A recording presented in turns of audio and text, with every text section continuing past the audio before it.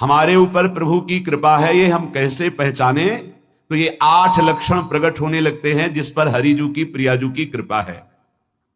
पहला, घोर अपराध करने वाले के प्रति भी दया की भावना, शांति पहला लक्षण है। भाव में भी पहले शांत भाव है।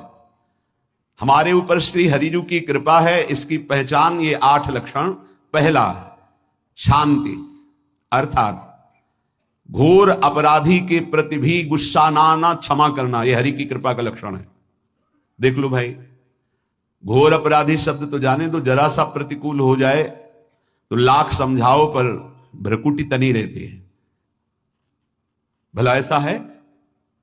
अपराधी पर भी क्षमा का भाव होना, ये हरि कृपा पात्र में ही होगा, अन्य में नहीं।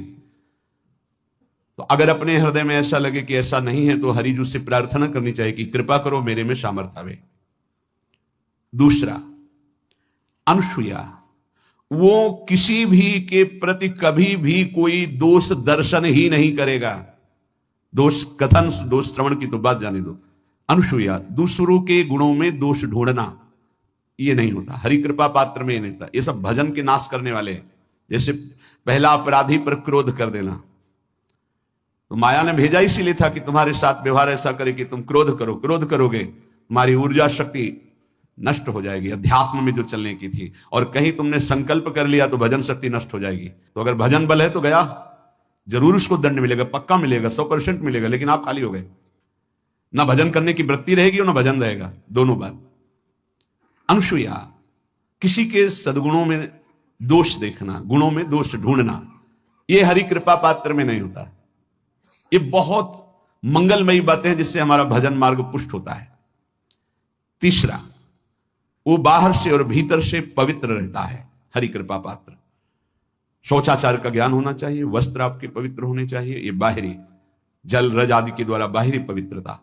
और निष्कपटता, निश्चलता, सत्य भाव, ये अंदर की पवित्रता है। अगर कपट है, छल है, असत्य है तो हृदय मलिन रहता है। भीतर और बाहर से पवित्र रहना, इसमें खास बात क्या है? भीतर और बाहर से पवित्र रहने में, भीतर और बाहर से सदैव पवित्र कौन रह सकता है? तो बोले जो पुंडरीकाक्ष भगवान श्री हरि का, प्रियाजू का स्मरण करता रहता है, वो शवाभ्यंतर शुचि, वो बाह्य और अभ्यंतर दोनों से पावन रहता है। तीसरी जो कृपा का लक्षण है, अर्थात वो सदैव भगवत चिंतन परायण, शौचाचार का पालन करने वाला, बाहर और भीतर से हरि कृपा पात्र पवित्र रहता है। चौथा, ऐसे कार्यों का अनुष्ठान न करे जिनमें हमारा भजन छूटता है, जिनमें सत्य छूटता है, जिनमें भगवत भाव छूटता है। जैसे आपके ऊपर कृपा हुई, आप भगवत मार्ग में चल रहे हैं, अब आप ऐसे सांसारिक कार्यों का अनुष्ठान कर रहे हैं जिनमें आपकी चित्तवृत्ति बिल्कुल भगवत विमुख हो रही, तो जीवन का लाभ क्या होगा? लाभ तो है भगवत स्मरण सहित। जैसे कल एक ने प्रश्न किया कि मैं खाता तो नहीं हूं लेकिन मांस की दुकान में मांस बेचता हूं, होटल आदमी, क्या उचित है? ये उचित कैसे हो सकता है? तुम और भी तो व्यापार कर सकते हो। जरूरी है, धर्म का पालन करने की इच्छा करते हो, धर्म आचरण करते हो, ऐसा नहीं। तो विरत बहुकर्मा, उन कर्मों से हमें विरत रहना है जो हमारे धर्म के विरुद्ध है, जो भजन के विरुद्ध है। हरि कृपा पात्र ऐसे कर्मों का अनुष्ठान कर ही नहीं सकता। अपने भजन का फल देखना भगवत कृपा पात्र की, सबको प्रदान कर देना। हिम्मत है? अपने भजन, इतनी मेहनत से किया हुआ भजन, भजन होने के बाद, हे प्रभु इस भजन का फल हो, सर्वे भवन्तु सुखिना सर्वे सन्तु निरामयः।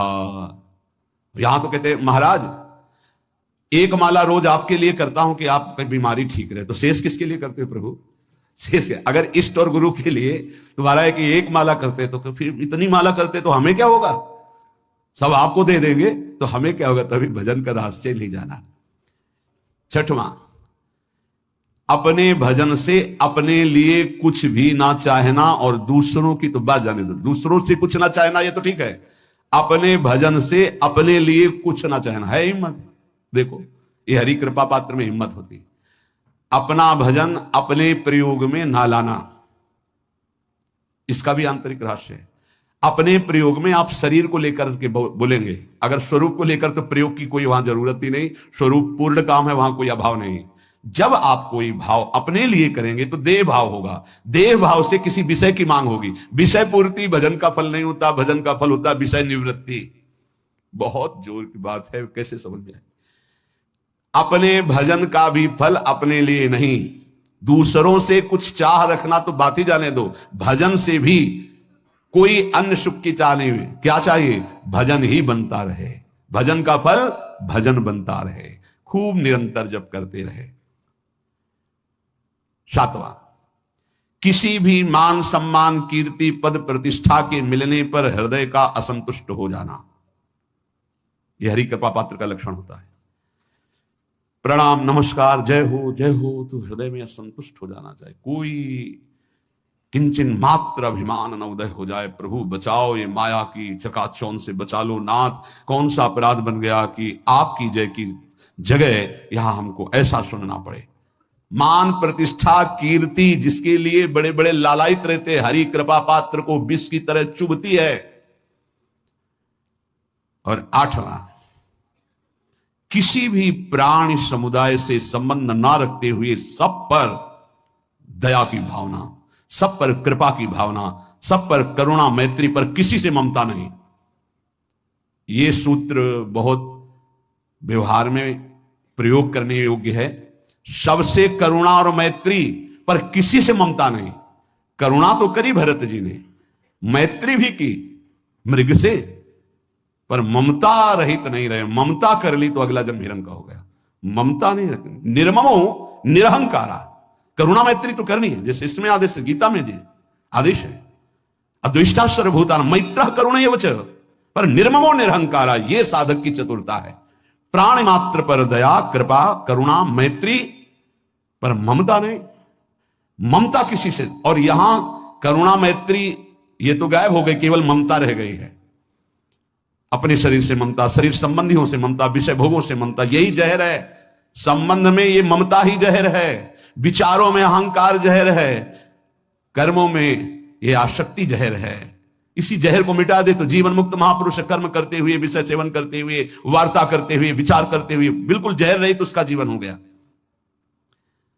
तो ये 8 बातें हरि कृपा पात्र में होती है, इनको बार बार सुनना, हृदय में धारण करना।